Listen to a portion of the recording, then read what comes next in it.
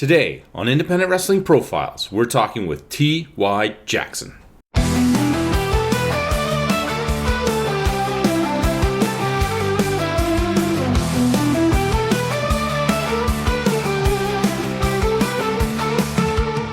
What is kind of like your earliest memory, if you were to think back on your wrestling journey, of being introduced to professional wrestling?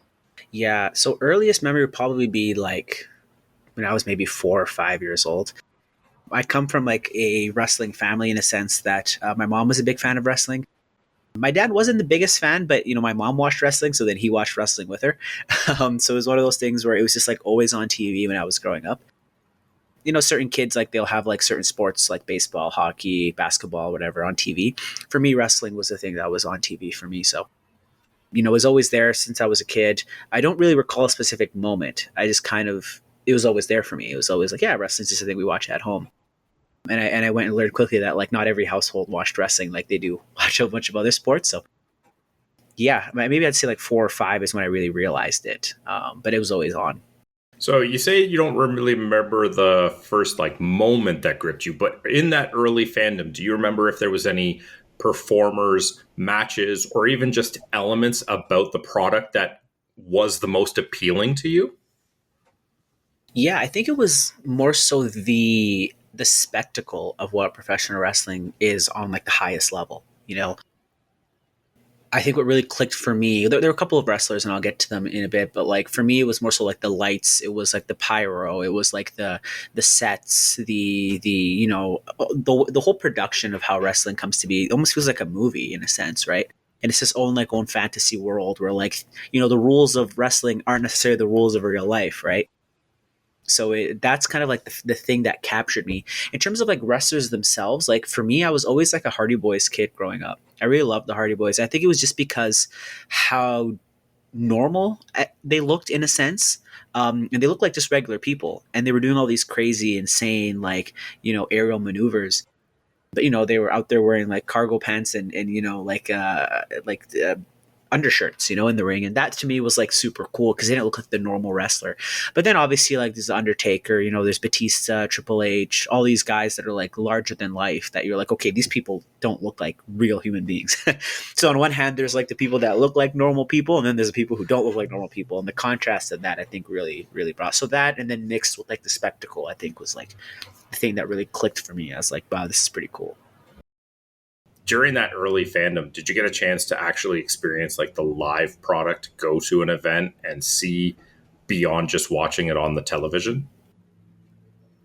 No, so I never really got to go to an event when I was younger. I mean, like I did when I was like maybe 10 or 11 years old.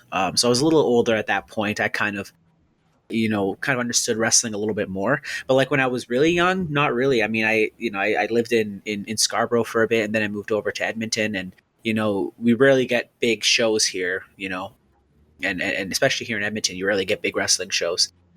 So I never really watched wrestling live, not in an independent sense. It was more so just on TV.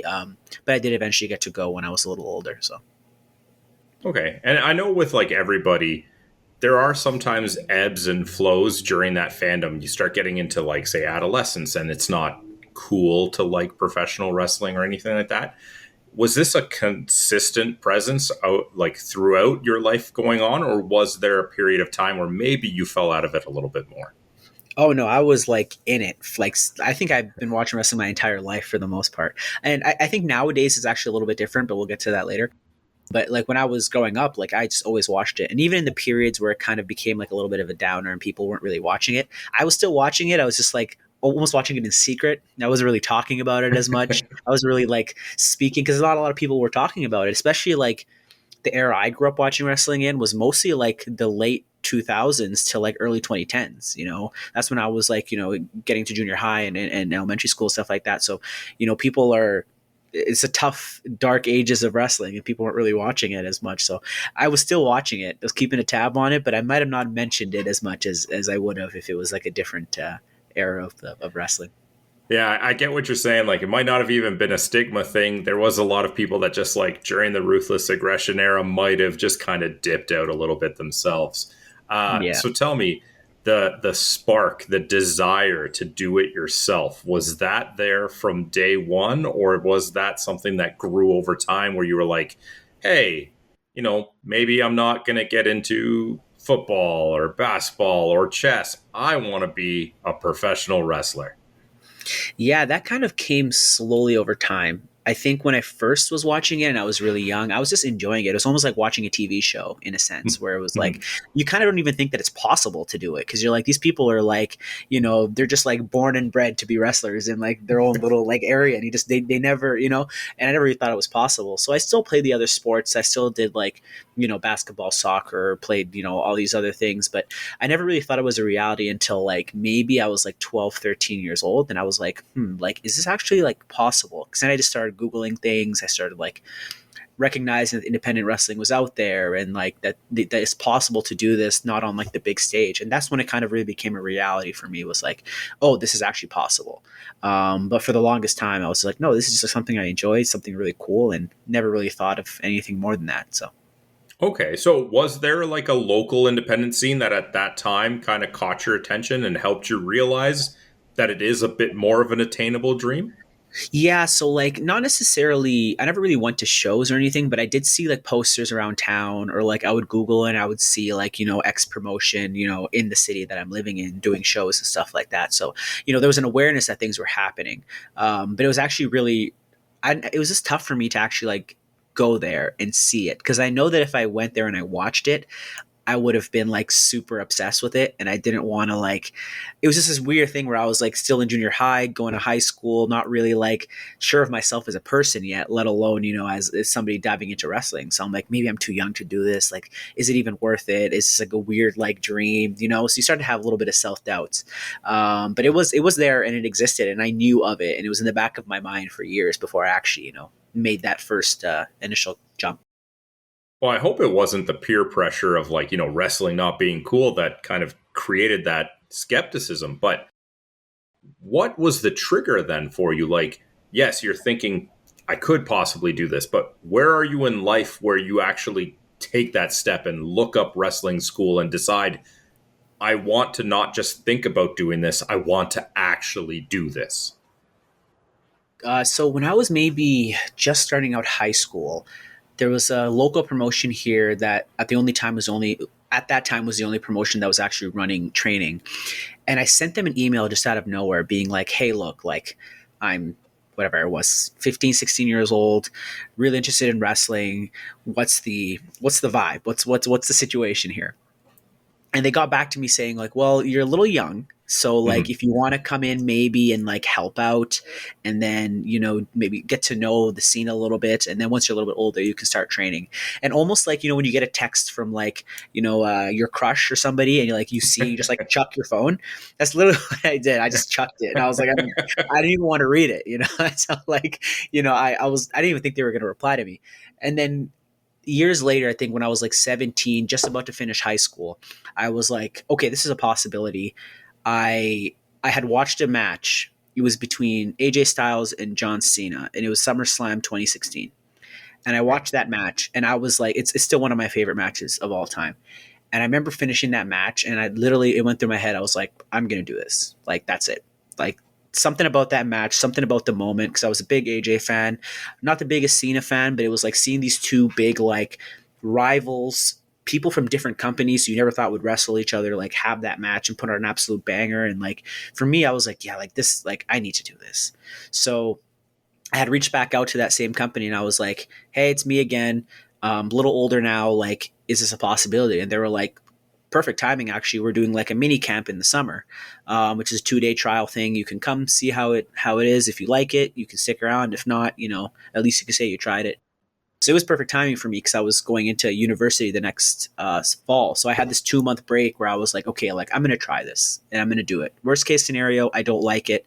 And I just go back to school and I just move my life on. So I ended up doing that mini camp in the summer. And then that's how it started everything. So I do want to touch back on your wrestling journey, but you Yeah. mentioned Styles and Cena being one of your favorite matches. So I just got to Mhm. ask if you had a chance to see their Saturday night main event match from Cena's recent or current, I guess it's still going, retirement Mhm. tour, and maybe how you felt about that one, if the early one was one of your favorites. Oh no, it was great. Like I never thought that they would have that match again. I thought it was like, just the way that a retirement tour has been built, you were like, ooh, there's not many dates left and not many people that could like have a chance with him. So I actually loved the match. I thought it was great. I thought it was a great callback to a bunch of different wrestlers, a callback to a bunch of different moments and stuff like that. Um, yeah, like it was a great match to watch. But something about that match in 2016 though, and I think it might have just been the chip on his shoulder that AJ had at the time and him coming into WWE for the first time. I think something about that match sits different for me, but this one I think is more of like it was a nice little like, storybook ending to like their whole feud that they had over the past few years. So yeah, I thought it was great. Let's jump back into your actual story then. So you're told that there is this, 2-day kind of trial. How does that go? How is your kind of feelings heading into that? Is there like a lot of excitement, a little bit of hesitation? I'm sure it was probably a little bit of an intimidating situation, but obviously it must have had an impact on you. Yeah, no, it was a great experience. Seeing like a ring in real life, albeit it was like like a warehouse, like with a bunch. In fact, there was like a mechanic garage literally in the same building, so like people were working on cars literally 1 foot away from where the ring was. So it was like the most like indie thing that you could probably think of. But like actually seeing a ring in real life and like being in it and just like standing in it, and I was like, you know what, like this is pretty cool. Like if this doesn't go anything further than just this couple day mini camp, like the fact that I just did it and I was able to get into a ring and say that I tried it, I think was like super cool. But it was nerve wracking, man. Like there's a bunch of people there who were like, athletes. We had some people who were like big in other different career paths, whether it's combat sports and stuff like that, that were in that training camp with us. And then there's like little 17-year-old me who's just like a big fan in there with these people who like accomplished things in life too. And this is like maybe their second wind, or this is like their passion that they've been going through. So for me, it was very nerve wracking. But I think like you learn really quickly that like wrestling is like the camaraderie in it is like the coolest thing. And you get really close with people really quickly. And I found that like I've made lifelong friends from that mini camp that I was in, just because we decided to do it at the same time. So yeah, it was nerve wracking, but also a pretty cool experience. So Okay, so what's the next step then? So you give it a shot, you're enamored by it, you are 17, so you still have a lot ahead of you. Like, what is the next step? yeah, so obviously the next step for me was like, okay, I did the 2 day camp. And it was funny, like there's a way that people get you into wrestling, and it's kind of hilarious because like I did the 2 day camp, and then the promoter was like, you seem to be. I was always an athletic kid. I did martial arts growing up, so like wrestling came a little easy to me. And he was like, like look, like if you just pay like an extra $50, like you can just get the whole month training session at this point because you already basically paid for it. So I ended up, paying the extra $50 or it was, and I did the month, and I was like, all right, I'll just train till like the end of the summer, and then once I'm done, I'll just go back to school. And then if I feel like coming back after school, then I can train again.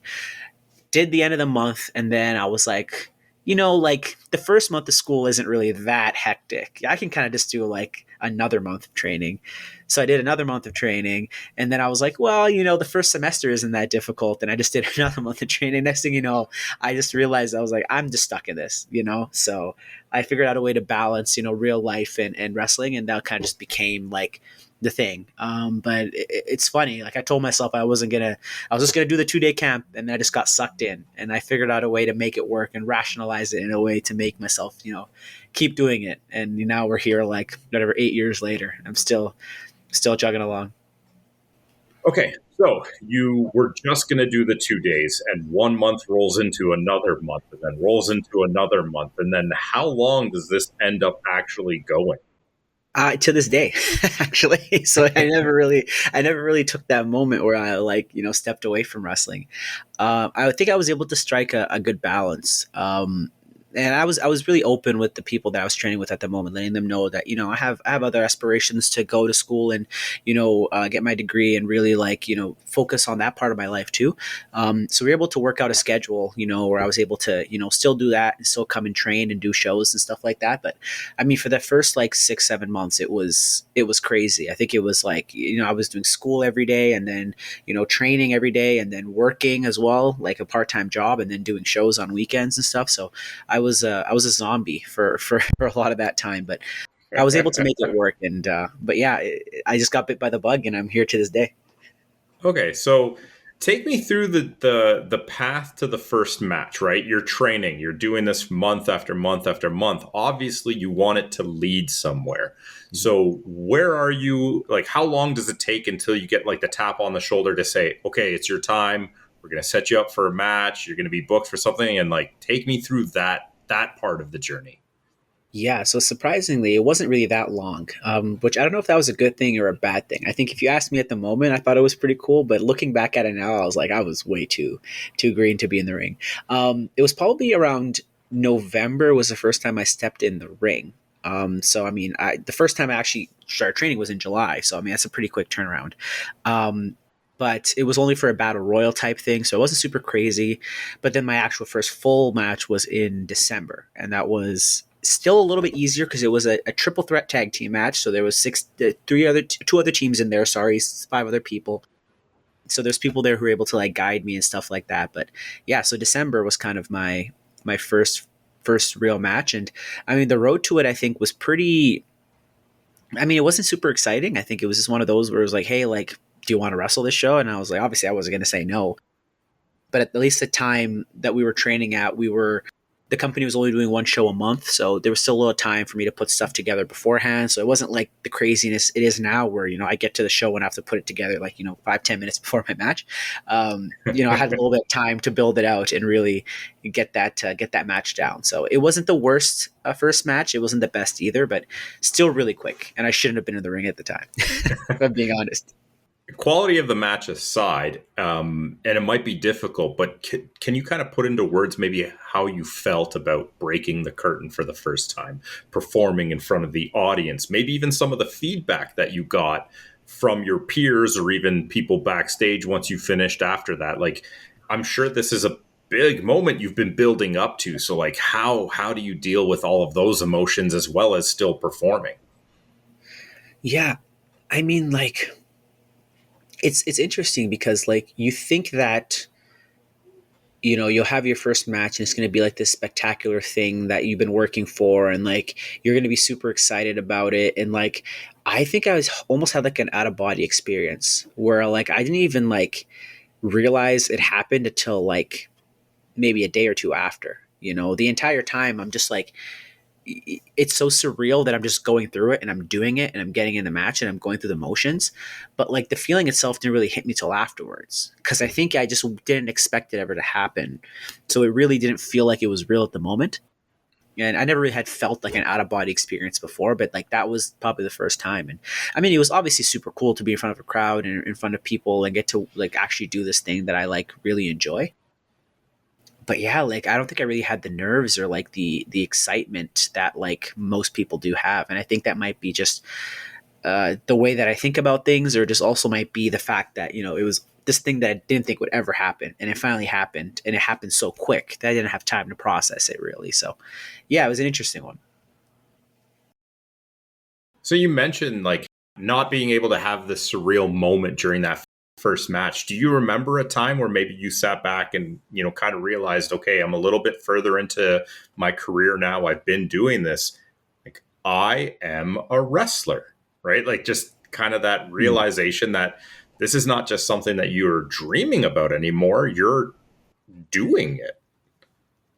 Yeah, like so once again, like and that might be just like the way that my brain is wired, but I don't think I've really ever had the moment of like, oh, I'm a wrestler.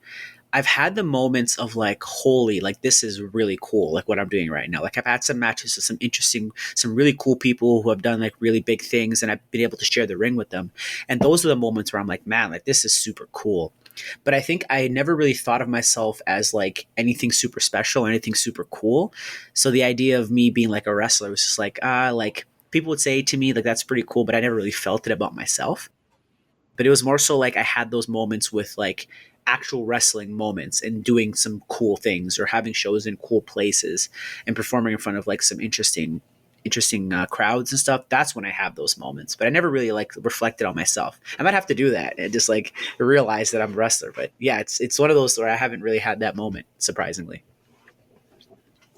Okay, so it's like it's a collection of moments that don't really feel like it, but then just one point you look back and you're like, "Yeah, I've been doing this, and I am a wrestler." So I guess that is a pretty cool way to look at it. Speaking of cool moments, though, in the time that you've been doing this Mhm. for a while now, I'm sure you've had some milestone matches, not necessarily fantastic matches. And I don't mean to say you don't have matches, but like matches that were more like milestones for you, or maybe even just some of these chance encounters with maybe a bigger name that you kind of did have to sit back and appreciate the fact that it is only because you're doing this that you're in the locker room with this person or across the ring from this person. Like, what are some of the coolest highlight moments that come to mind if I ask you about your career thus far? Cool moments. Like I think the first one that comes to mind is I had a match in 2022 with John Morrison.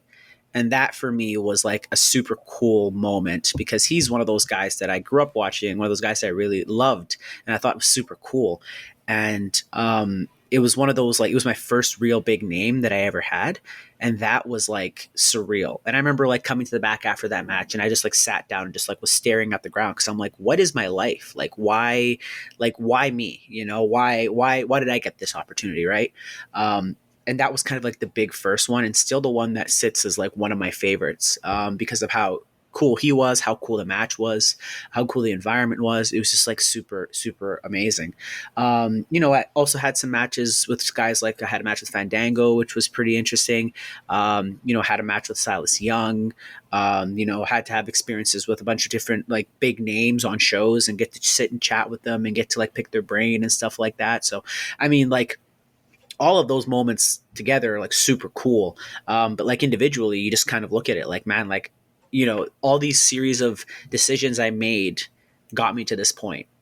So it's pretty cool to think about like, the track record and how things really play out. If you sit back and like, just do what your heart tells you to do, it can lead you some pretty interesting, cool places.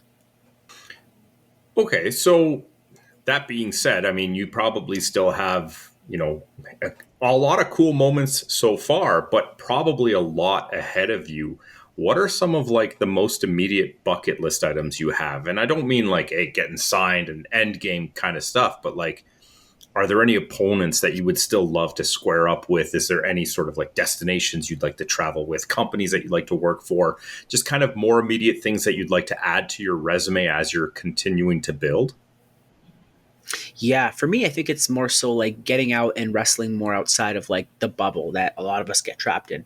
And people talk about this wrestling bubble being like really difficult, and it can be really difficult, especially here in Western Canada. How like there's a lot of places to work, a lot of things to do, but to be seen on a global stage here is can be difficult. So it's more so branching out, heading out to the States, heading to Mexico, maybe heading to Japan, going to England. Those are the places that I want to go to and the things that I want to do.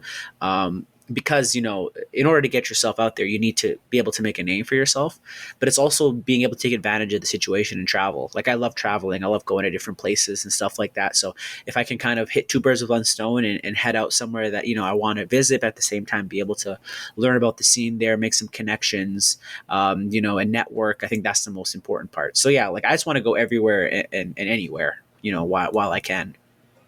Putting aside all of the cool moments that have happened so far and all the cool things that you want to happen, don't confine yourself to reality. But if you could have one dream match against any opponent who is still performing today, I could give you a contract, sign on the dotted line. Who are you wrestling tomorrow and why?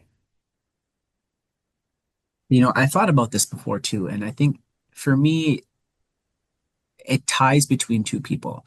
It ties between Jeff Hardy, who I've Mhm. already explained him being one of my favorite wrestlers, and the other would probably be AJ Styles. Those are the two that are like, up there for me. And they're very vastly different in the way that they work too.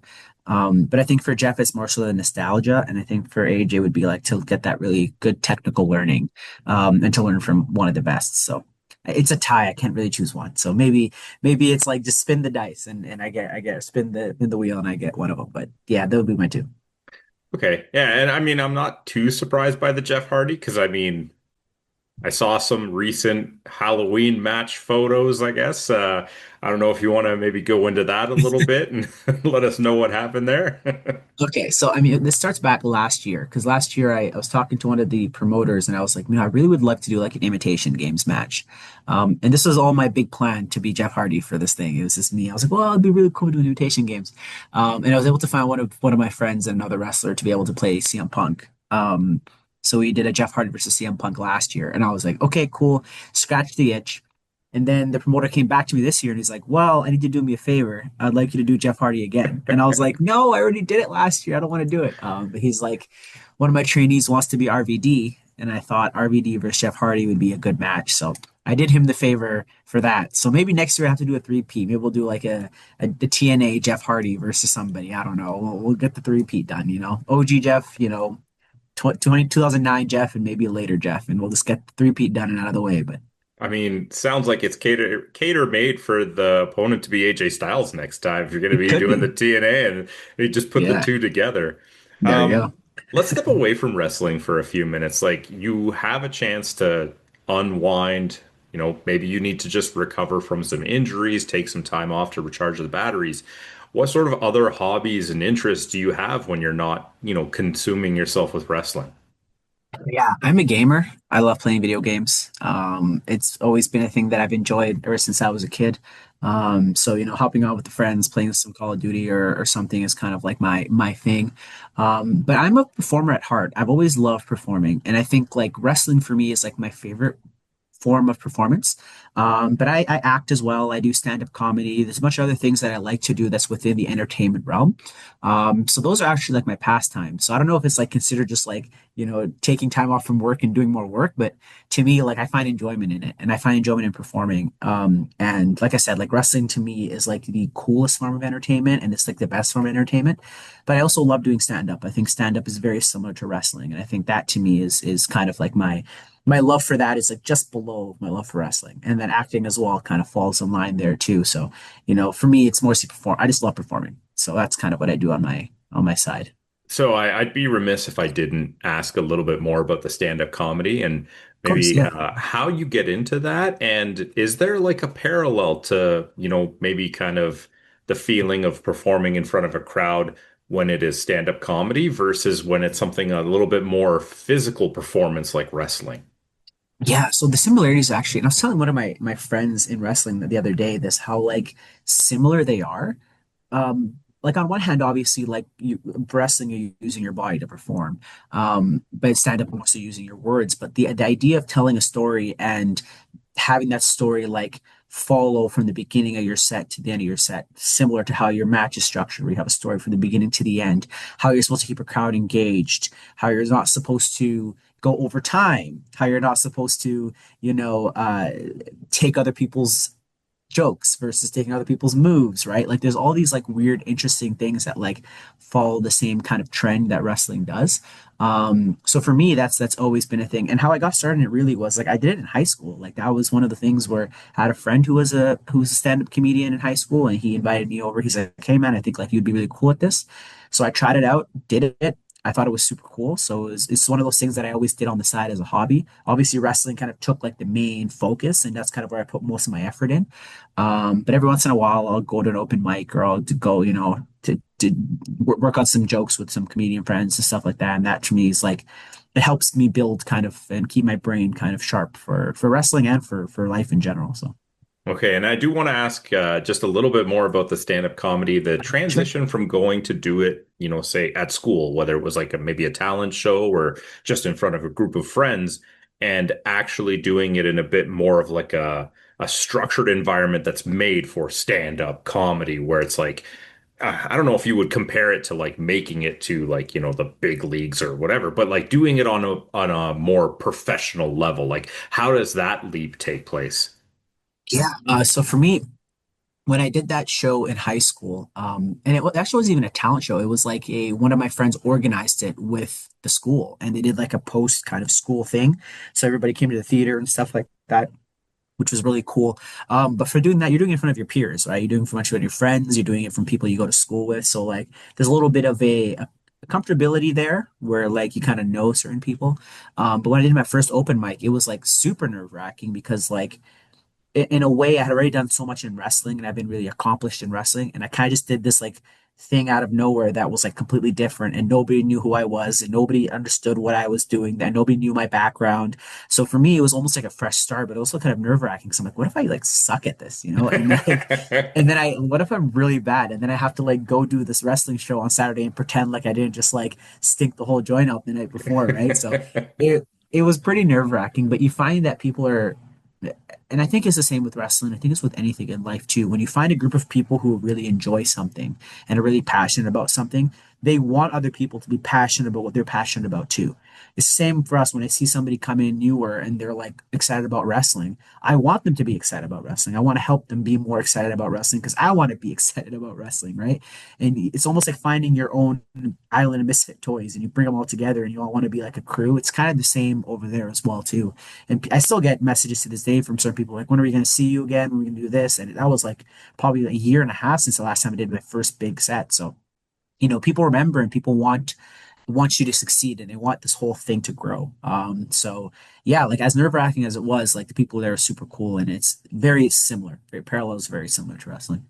Yeah, I would imagine that like things like hecklers are the minority because most of the people there, they want to laugh, they want to enjoy it, and they might be a little bit more forgiving because they want more comedians to do it so that they can explore their passions a little bit further. So that was very insightful.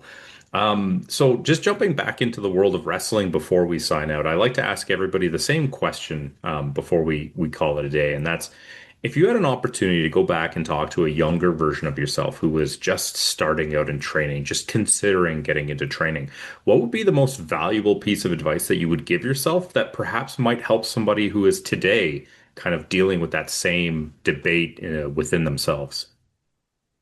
That's a good one. I think there's so many things that come to my mind when I think of that because I think about myself at that time and really being like I don't want to be like a say a scared kid, but somebody who like had a big dream about something and didn't really know how to go about it. And I think what I would tell myself, as cliche as it sounds, I would say like you're good enough to do this. You're good enough to achieve and do what you want to do because I think for a lot of us, you come from a perspective of like you want to do something super cool, but you also don't know if you're like good enough or if you're worthy enough to do it because you see all these people who are more accomplished than you and have put in the time and the effort, and you see the final product, right? You don't really see the time that they were grinding and training, grinding in the gym, grinding, getting their diet right. Like you don't really see that. You see the final, when they're at the show, when they've made it to the big leagues. So you kind of try to compare yourself at the moment you're at with the person who's already made it. And that comparison is difficult to make. And I think I would just remind myself that, hey man, you're good enough to like try this. And you just have to put in the effort and the time and the work. And eventually you could maybe get to that point. But to not compare yourself with somebody who's like put in the hours and put in the effort, because you would never, you can't compare yourself, right? So I think that's what I would tell myself. And just to keep on the track that I'm at, because I think I kind of had a good mindset about it, but I just needed a little bit more of that motivation to be like, look, like you're good enough to do this. That's awesome. Yeah. Before we sign out, can you just let people know once again who you are and maybe where they can find you on social media if they want to follow you, keep up to date with what you got going on? Yeah, exactly. My name is T.Y. Jackson. I'm a wrestler based out Western Canada here. You can follow me on Instagram at T.Y. Jackson and same thing on Twitter. So that's where I have all my dates and where I'm going to be at. And yeah, hit me up if you want to talk wrestling or talk stand up. I'm always open to do that. So, All right. Thank you so much for the time. I really appreciate it. dude, absolute pleasure. Thank you for having me. Thank you for tuning in to Independent Wrestling Profiles. Please help out the show if you can with a like, subscription, or review.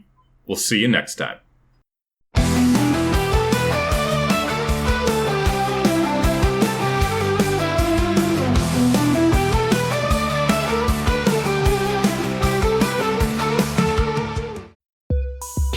This program is a proud part of the Swear to Pod Network.